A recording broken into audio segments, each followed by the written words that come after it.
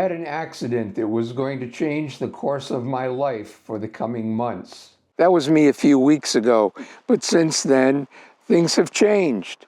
I got a checkup from the neck up, went to my doctor, and I'm going to talk about that. It's been almost 6 weeks since I fractured my neck, my C2 vertebrae in a bicycle accident. I talked about that accident in my last video, and if you haven't seen it, check it out.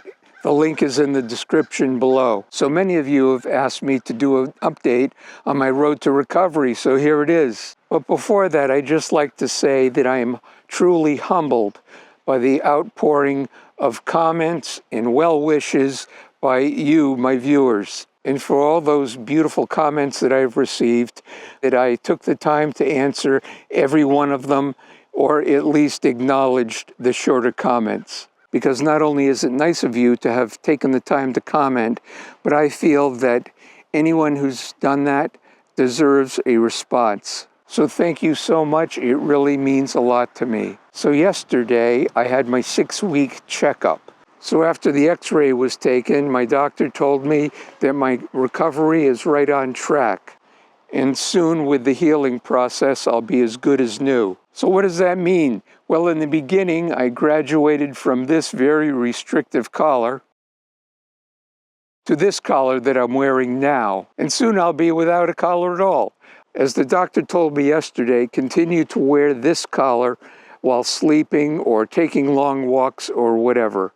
But right now, it's all good. I'm just waiting for the healing process to do its thing, and before you know it, I'll be back enjoying all the activities that I normally do. So my question to the doctor yesterday is, when can I get back on my bike? And he said, well, 12 weeks after the accident, and there will be no downhill skiing this year. That puts me around the second week of December. Until then, I can ride my indoor bike. I can do other projects around the house. Oh yes, and one other project was putting flat pedals on my Priority 600X. Can't wait to try those out, see how I like it. As I mentioned, as we get older, our reaction time is slower, even if we don't want to admit it. And I want to see if flat pedals will make any difference. I mentioned that in a previous video and I got all kinds of comments. So what kind of pedals do you like to use? Everyone has an opinion on it and what works best for them. Flat pedals, clip-in pedals, magnetic pedals, you name it, I got suggestions. So again, what kind of pedals do you use and why? Next week, I'm going to release a video that I started filming way before my accident on a cargo e-bike. That's something that I've wanted to review for a very long time. What I found out that when I review an e-bike, I get a very mixed reaction. I'm not in the stage of life where I need an e-bike, nor do I want one, but I'm intrigued by them. There are so many of you viewers that already have e-bikes.